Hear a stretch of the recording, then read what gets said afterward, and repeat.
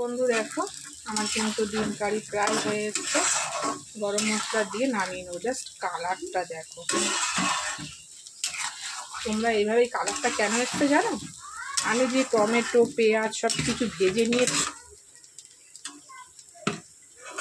Paste করেছি, তো সেইটার কিন্তু এত সুন্দর কালার। এবার আমি একটু গরম এটা নাবিয়ে ঢেলে ওটার মধ্যে একটু গরম মশলা দিয়ে দেবো, ব্যাস।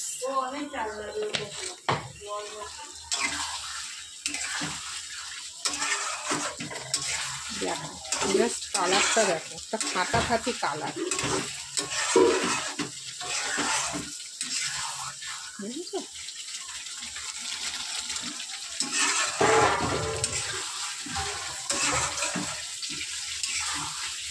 তো চলো বন্ধু, আমি কিন্তু নামিয়ে নেব।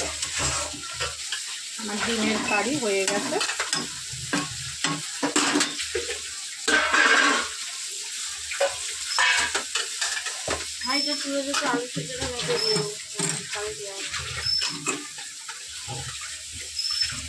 দেখো কড়া আর বসাতে হবে না, পাটাটা ওই কালোতে আসতে। তো বন্ধু দেখো জাস্ট কালারটা দেখো,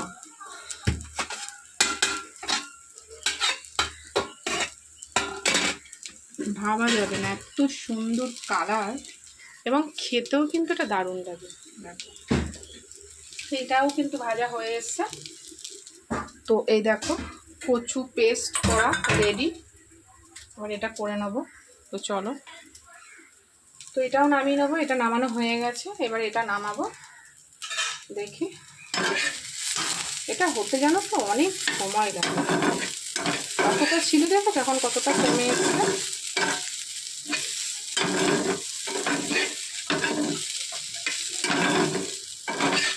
তো আজকের খাওয়াটা কিন্তু জমে যাবে বেশ ভালো। সর্দির মুখে, জ্বরের মুখে এরকম খাওয়া, কষা কষা ডিম, মানকুচু বাটা। আর এটা রুটির জন্য, এটা ভাত দিয়ে কেউ খায় না, এটা রুটি। ভাত দিয়ে খাবে না কেন, যারা খাবার খায়, বাট এটা রুটির জন্য খুব ভালো। তো চলো এটাও নামিয়ে নিই, তারপরে আমি এখানে কচুটা বসিয়ে দেবো এটার মধ্যে। দেখো তো চলো সঙ্গে থেকো, আবার ফিরে আসছি তোমাদের সাথে নতুন একটা ভিডিও নিয়ে। চলো।